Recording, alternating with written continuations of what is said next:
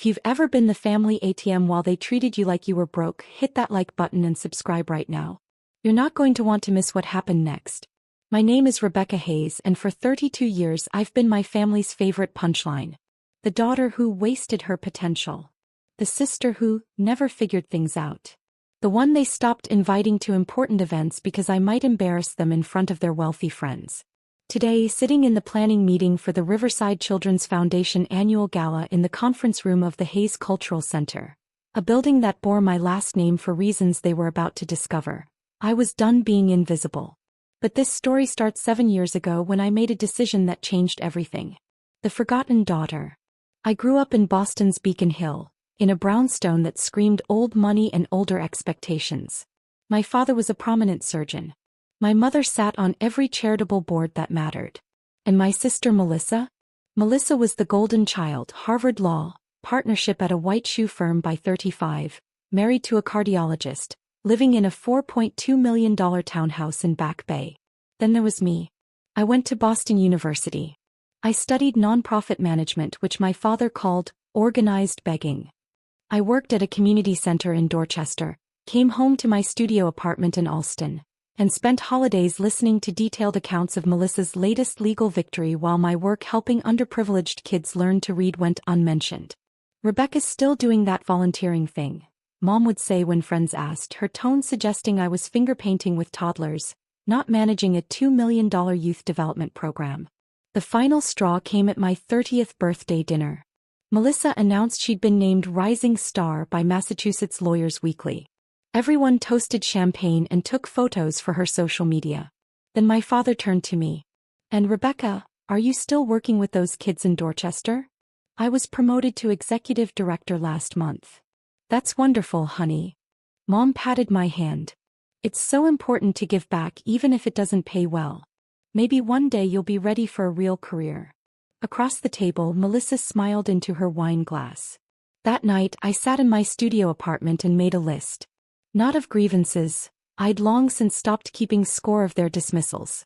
But of assets. Of connections. Of possibilities they'd never bothered to notice because they were too busy measuring my worth by their standards instead of seeing what I'd actually built. What they didn't know could fill volumes. What they were about to learn would destroy their entire worldview. The silent empire. My grandmother Elena died when I was 23, leaving me something unexpected, $850,000 and a letter. Rebecca, she wrote, you have your grandfather's heart. You see people, not positions. Use this money to build something that matters. Don't tell your parents. They'll try to make you invest it wisely, which means the way they think you should. Trust yourself. I followed her instructions exactly. I invested $250,000 in a struggling community center in Roxbury, taking a board position. With proper management and grant writing expertise, we turned it around in 18 months. Within 3 years, we'd expanded to 3 locations and attracted a $2 million capital campaign donation from a tech billionaire who'd grown up in the neighborhood. That billionaire was Marcus Chin. He became my mentor, my first major investor, and eventually my business partner. You have vision, Marcus said over coffee when I was 26. You see how real estate and community impact intersect. Most developers build luxury condos and call it neighborhood improvement. You could actually do it right. We shook hands that day. Marcus provided capital and real estate expertise. I provided nonprofit management, community relationships, and a vision for impact-driven development.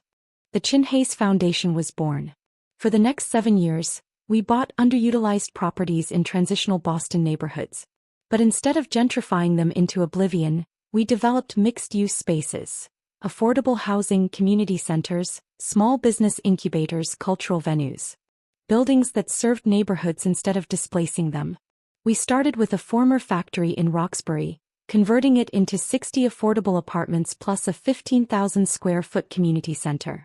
Then an abandoned school in Dorchester became artist studios and a performance space. Then a closed grocery store in Mattapan became a food hub and commercial kitchen training center. By year 5, the Chin Hayes Foundation owned 17 properties across Boston worth $127 million.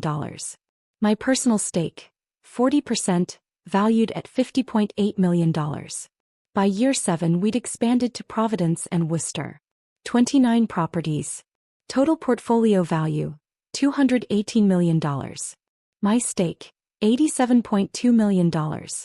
I told my family I was still working in nonprofits. Technically true, I ran the foundation's community programs. I just happened to also own a significant portion of a 9-figure real estate portfolio. They nodded without interest and returned to discussing Melissa's latest courtroom win. Perfect. I attended family dinners once a month, wearing clothes from Target and saying little. When they asked about money, I said I was managing. When Melissa complained about her contractor or her nanny, I listened. When my parents needed venue donations for their charity galas, I arranged them, listed as from a foundation supporter. They had no idea those venues were buildings I owned. They had no idea I'd been featured in the Boston Business Journal as Community Development Innovator of the Year. They had no idea that last year Governor Hutchinson had appointed me to the state's Affordable Housing Task Force. They had no idea because I never told them. I was conducting an experiment. Would they ever love me for who I was, not for what I could provide or how I made them look at charity luncheons? The data collected over 7 years was conclusive. No. The invitation. For months ago my mother called. Rebecca, darling, we have exciting news. Not, how are you? Not, we've missed you. Just news. What's that? Melissa's been elected chair of the Riverside Children's Foundation board. Isn't that wonderful? Her first major initiative is reorganizing the annual gala, making it more exclusive, more prestigious. She's thinking $50,000 minimum donation for board participation. I closed my eyes. The Riverside Children's Foundation had been doing excellent work for 40 years, focusing on early childhood education in underserved communities. Now Melissa was turning it into a social climbing opportunity. That's quite a change, I said carefully. Well, Melissa says if we want to attract serious money, we need to signal that this is for serious people. Speaking of which, she's looking for venue donations. Do you think that foundation you work with could help? We need something impressive. Maybe 15,000 square feet? Melissa's thinking the Hayes Cultural Center would be perfect. The Hayes Cultural Center. The crown jewel of the Chin Hayes Foundation portfolio. The $12 million renovation of a historic bank building in the South End that I'd spent 3 years developing. The 25,000 square foot space featuring a ballroom, rooftop terrace, commercial kitchen and gallery, all designed to be rented for events, with 100% of proceeds supporting our community programs. The building with my name prominently displayed on the cornerstone, the donor wall and every piece of official documentation. I've heard of it, I said. It's supposed to be spectacular. Melissa saw it at some legal event and absolutely fell in love. Anyway, the planning meeting is next Tuesday at 10 a.m. You're welcome to attend as a volunteer if you'd like. We could use help with catering, coordination or decorating. Simple tasks, things that match your skill set. Simple tasks. Things that match my skill set. I'll be there, I said. Wonderful. Oh, and Rebecca? Maybe dress professionally? Melissa's inviting some important board members and we want to make a good impression. I hung up and stared at my office window. The office overlooking the Boston Common. The office where Marcus and I had just finalized a $40 million acquisition in Cambridge. Then I called David Martinez, the foundation's operations director. David, the Riverside Children's Foundation meeting next week? I need you to do something for me. The planning meeting. Drop a comment and let me know where you're watching from tonight. I arrived at the Hayes Cultural Center at 9:45 a.m. on Tuesday, entering through the staff entrance as I always did. The building gleamed, exposed brick walls I'd personally selected, industrial lighting I'd sourced from an architectural salvage warehouse, hardwood floors we'd restored to their 1920s glory. Every detail represented 3 years of obsessive work. And my family had no idea. David met me in my private office on the 3rd floor. They're setting up in the main conference room. Your mother, Melissa, and 8 board members. Perfect. And the presentation materials. Ready when you are. Good. I'll observe for a while first. I positioned myself in the catering prep area adjacent to the conference room, reviewing menus on my laptop while the meeting began. Through the open door I could hear everything. Melissa's voice carried with courtroom authority. Thank you all for coming. As your new board chair, I want to elevate this foundation to where it belongs, among Boston's premier philanthropic organizations. That starts with our annual gala. Murmurs of approval. This year we're implementing a $50,000 minimum for primary sponsors and board participation. We're moving away from the previous model of accepting smaller donations. If we want to run with serious money, we need to be serious ourselves. My mother's voice joined in. Melissa's absolutely right. We've been too inclusive, frankly. Quality over quantity. I kept typing, my face expressionless. One board member, Patricia Morrison, who'd been with the foundation for 20 years, spoke up hesitantly. But our mission is serving underprivileged children. Won't this exclude community members who want to participate but can't afford $50,000? Patricia, Melissa said with strained patience, we're not running a bake sale. We're building an institution. People who can't write significant checks can volunteer at our programs. The gala is for donors who move the needle. But last year we had wonderful participation from local businesses, teachers, community leaders. And raised $400,000, Melissa interrupted. This year with our new model we'll raise $2 million. That's progress. More murmurs, these more uncertain. My mother stepped in. Now let's discuss the venue. We've been incredibly fortunate to secure the Hayes Cultural Center for October 12th.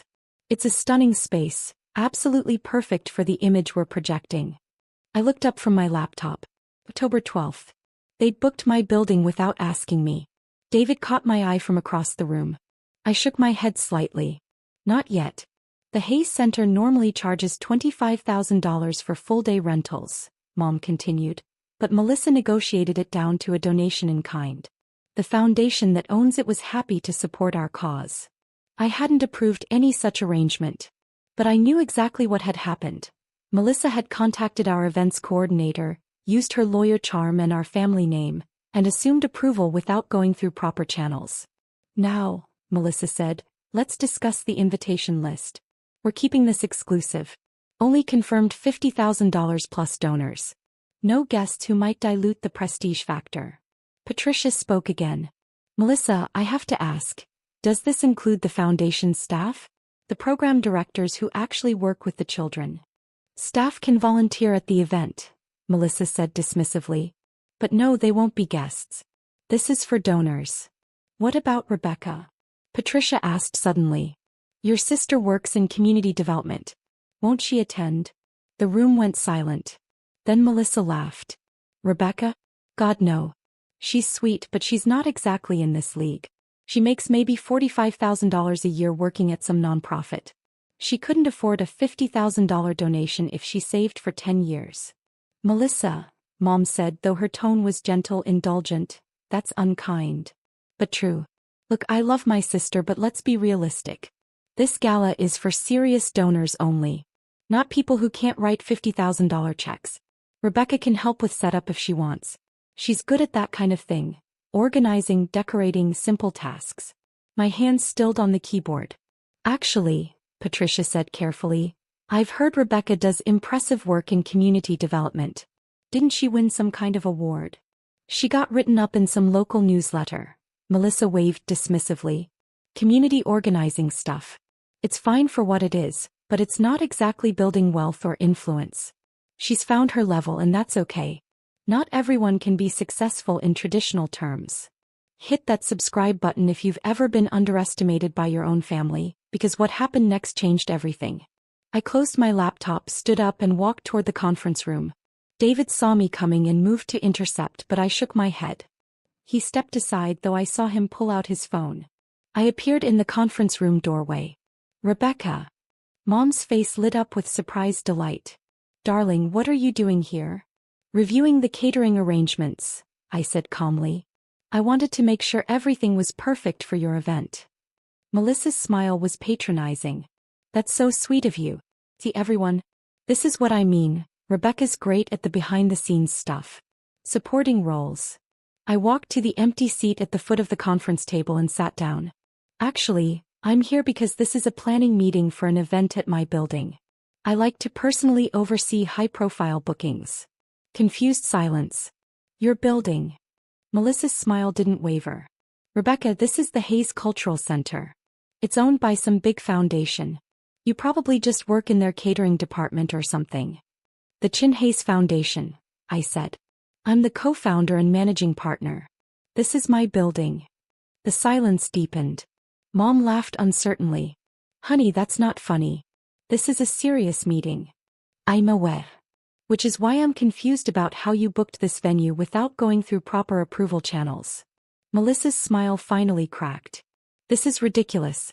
Someone tell her. The conference room door opened. David Martinez entered, followed by Marcus Chin and Eleanor Rodriguez, our foundation's legal counsel.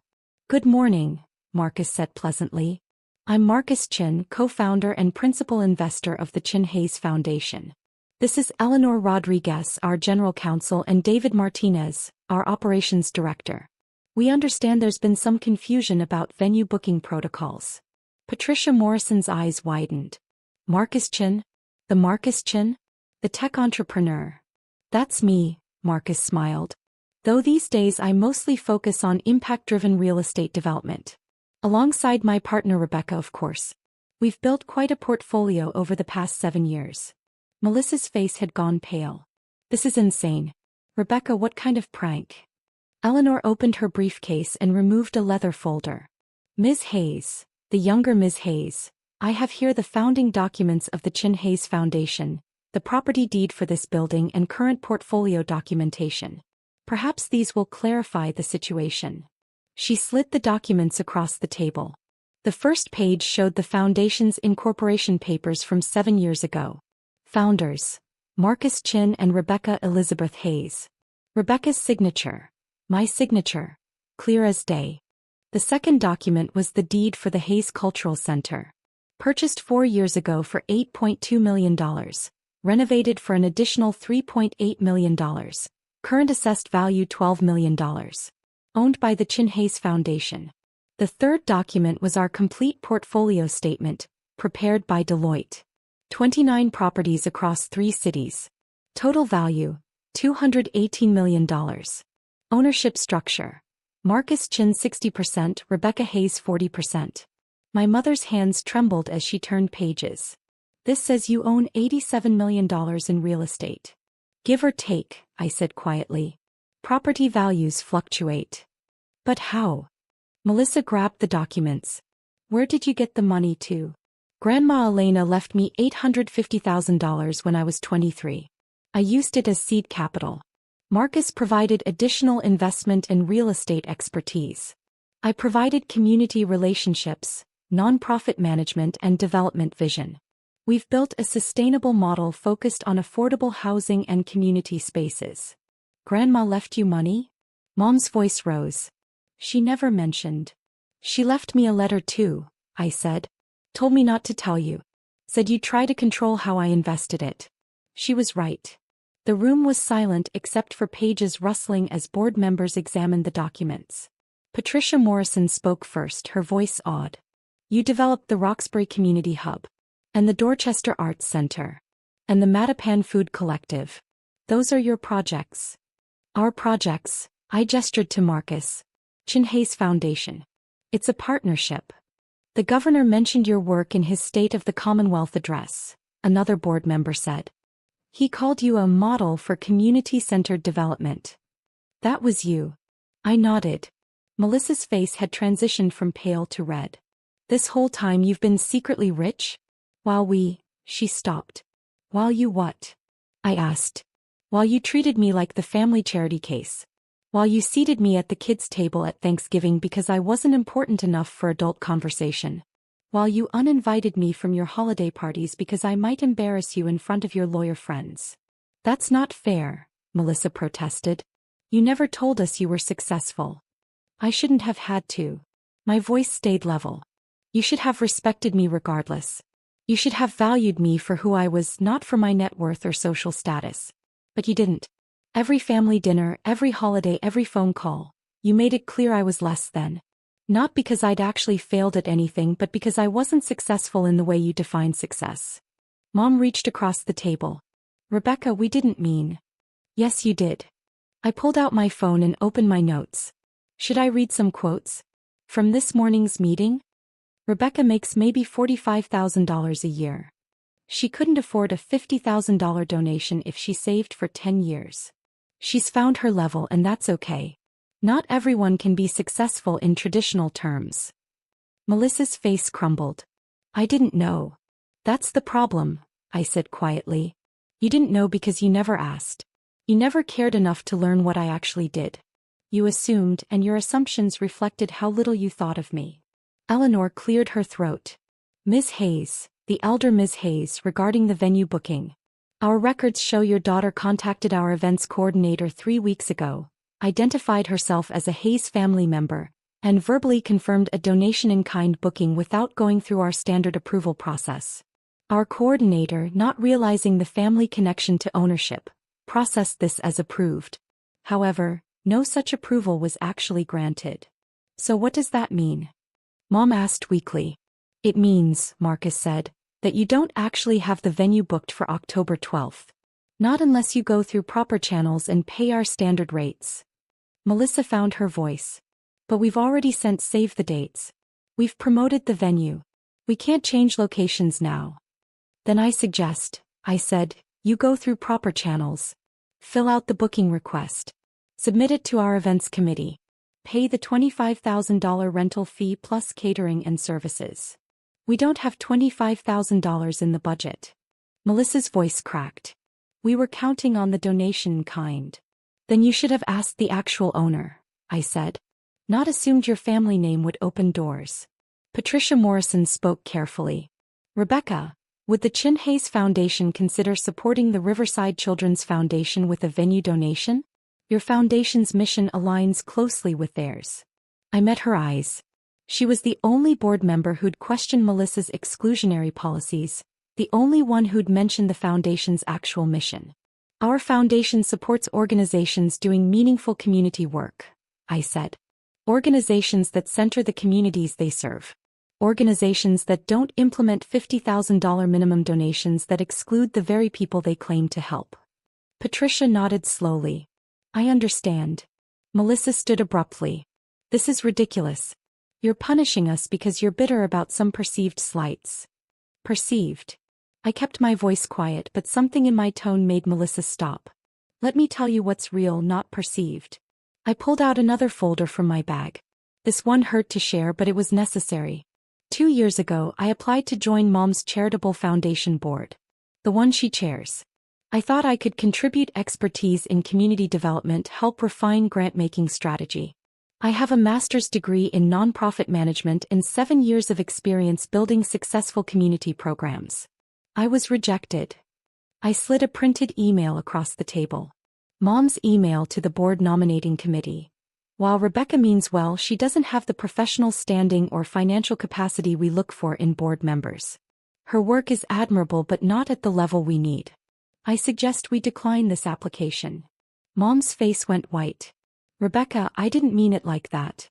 Last year, I continued, I tried to donate $25,000 to Dad's hospital foundation. Anonymously through my lawyer. The donation was returned with a note saying they only accept 5-figure donations from established donors, not token contributions from well-meaning individuals. I showed them that documentation too. The return check. The condescending letter. 3 years ago, Melissa invited her entire extended family to her daughter's christening. Cousins I'd never met. Her husband's college roommates. 75 people. I wasn't invited. When I asked why, she said the venue was at capacity, and she had to make difficult choices about who really mattered. Melissa's eyes filled with tears. I had limited space.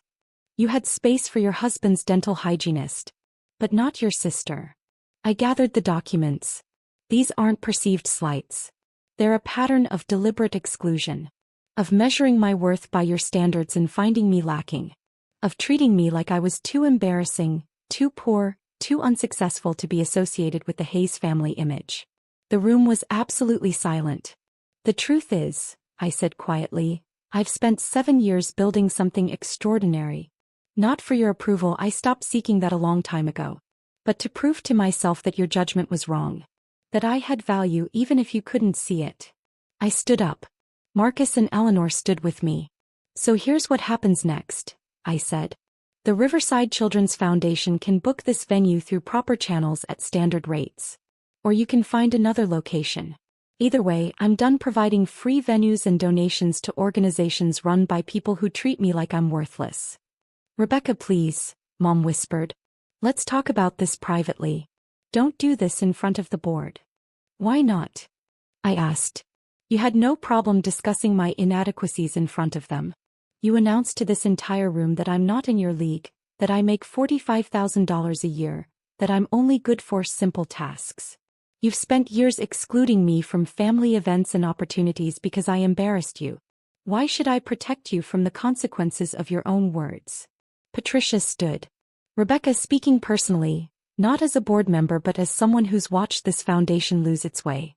I'm sorry. You deserved better from them. From all of us. I nodded. Thank you. And speaking as a board member, I think this meeting has revealed some serious problems with our current leadership's vision for this foundation. I'll be calling for a special board meeting to discuss whether our new direction truly serves our mission. Melissa's head snapped toward Patricia. You can't. I can. And I will. Patricia gathered her things. Excuse me. 3 other board members followed her out. I turned to leave but Melissa blocked my path. You planned this. All of it. You wanted to humiliate us. No, I said honestly. I wanted you to respect me. But since that wasn't possible, I settled for teaching you a lesson about making assumptions. So that's it? You're just going to destroy everything we've built. I'm not destroying anything, I said. You did that yourselves when you decided a $50,000 minimum donation was more important than your mission. When you decided prestige mattered more than impact. When you decided excluding people, including your own sister, was a path to success. I stepped around her. Good luck with your gala. I recommend the Fairmont Copley Plaza. They have excellent ballroom space and only charge $20,000 for full-day rentals. As I walked out, Mom called after me. Rebecca, wait. We can fix this. We're family. I turned in the doorway. You're right. We can fix this. Starting with you examining why you measure family worth by bank accounts instead of character. I'll be here when you're ready to have that conversation. But I won't be holding my breath. The fallout. Within 48 hours, Patricia Morrison and 4 other board members resigned from the Riverside Children's Foundation, citing fundamental disagreement with current leadership direction. Their resignation letter, which was leaked to the Boston Globe, mentioned the $50,000 minimum donation policy and raised questions about whether the foundation was serving its mission. The story made headlines. Prominent foundation faces board revolt over exclusionary policies. Melissa tried to spin it as growing pains and strategic differences, but the damage was done. Major donors began questioning the foundation's direction. The Globe investigation revealed that under Melissa's brief leadership, administrative costs had increased by 40% while direct program spending had decreased. Within a week, the full board met and requested Melissa's resignation as chair. She refused, but 3 more board members resigned in protest. By the end of the month, the foundation had lost half its board and 30% of its donor base. The October gala was canceled entirely. But that wasn't the most interesting part. Patricia Morrison, along with the other resigned board members, approached me with a proposal. They wanted to start a new foundation. One genuinely focused on community-centered philanthropy, one that valued impact over prestige, one that included community voices in leadership. Would the Chin Hayes Foundation consider partnering with them? Marcus and I discussed it for exactly 10 minutes before agreeing. The Boston Community Impact Collaborative launched 3 months later, with Patricia as executive director and me as board chair.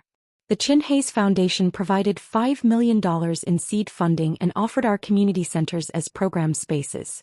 Within 6 months, we'd raised an additional $8 million and launched 4 new programs focused on early childhood education, youth development, and family support services. Everything the Riverside Foundation claimed to do but actually doing it. 3 months later, I'm sitting in my office at the Hayes Cultural Center, reviewing grant proposals for the Impact Collaborative. We've received 127 applications for our first funding cycle.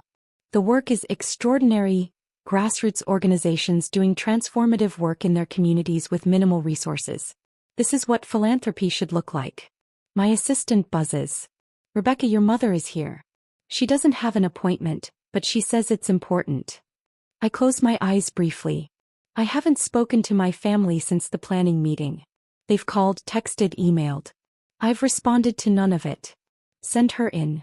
Mom enters looking smaller than I remember. She's wearing a simple dress instead of her usual designer labels. No jewelry except her wedding ring. Rebecca. Her voice cracks. Thank you for seeing me. I gesture to a chair. What can I do for you? I came to apologize. Properly.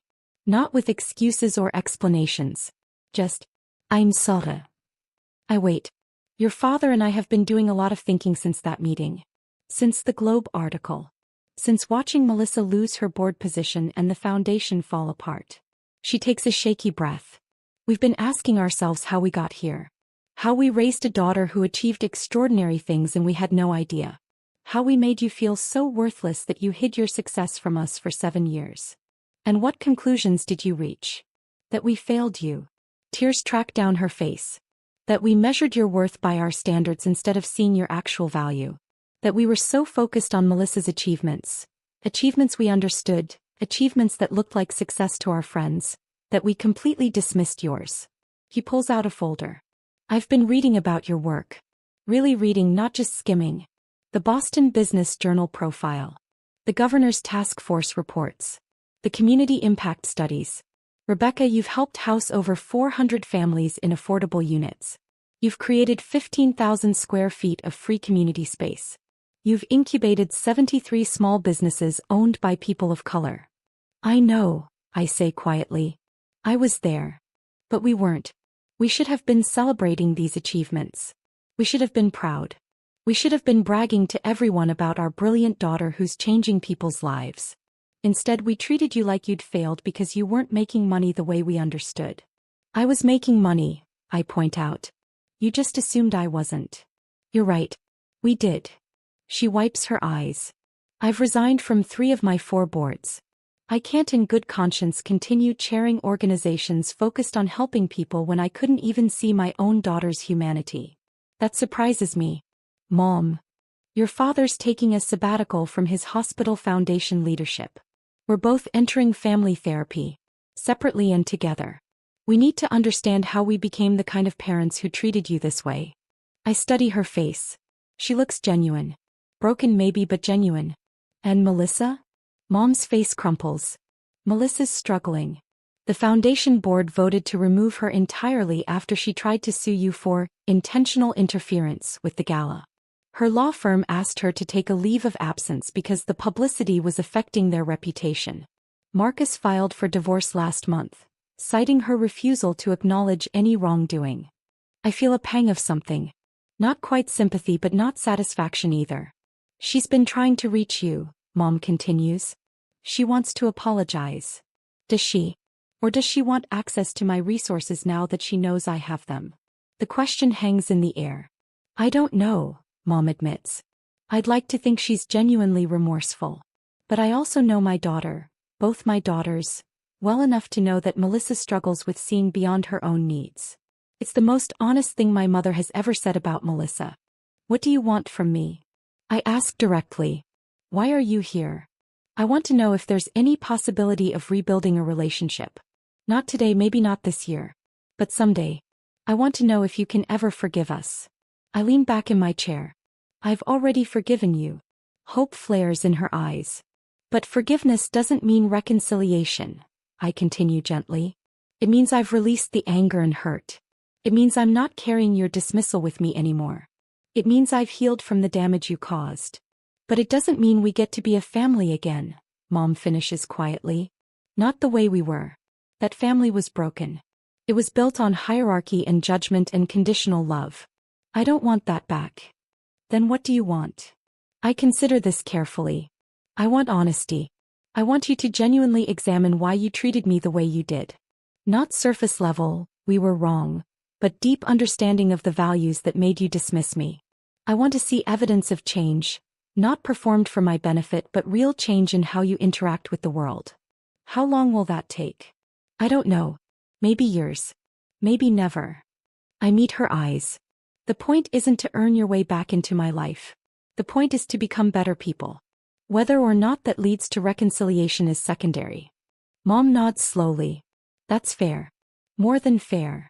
And Mom, I need you to understand something. Even if we rebuild a relationship, it won't look like what you lost.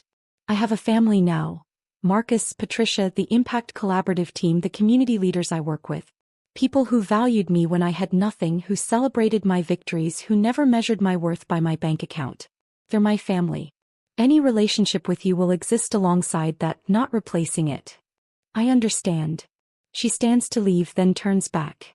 For what it's worth, I'm proud of you. I know I have no right to say that, no right to claim any part of your success. But I am. You built something beautiful, something meaningful. You became exactly who Grandma Elena hoped you'd be. After she leaves, I sit quietly for a long time. The truth is, I don't know if I'll ever have a real relationship with my parents again. I don't know if Melissa will ever genuinely apologize or just continue playing the victim. I don't know if they're capable of the kind of change that would make reconciliation possible.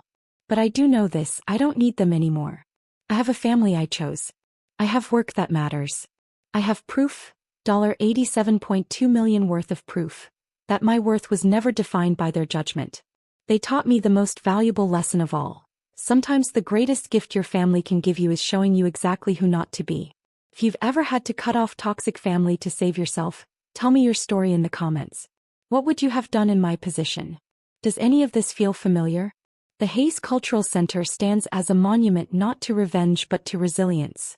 Every event we host, every community program we run, every family we house represents the truth my family couldn't see. Worth isn't measured in social standing or traditional markers of success. It's measured in impact, in integrity, in how you treat people when you have nothing to gain. My name is Rebecca Hayes. I'm the co-founder and managing partner of the Chin Hayes Foundation. I own $87.2 million in community-centered real estate. I chair the Boston Community Impact Collaborative. I serve on the Governor's Affordable Housing Task Force. And I did it all while my family thought I was a failure. Sometimes the people who dismiss you give you the greatest gift of all: the freedom to build something they can't control, can't diminish, and can't take credit for. My family spent 32 years telling me I wasn't enough. I spent 7 years proving them wrong. Now I get to spend the rest of my life proving them irrelevant. Blood doesn't make you family. Respect does. Love does. Showing up consistently, celebrating victories, creating space for growth. That makes family. The haze on the building isn't for them. It's for Grandma Elena, who saw me first. It's for every kid who grows up feeling like they're not enough. It's for everyone who's been dismissed by people who should have celebrated them. It's a reminder that you don't need their approval to build something extraordinary. You just need to believe you're worth it.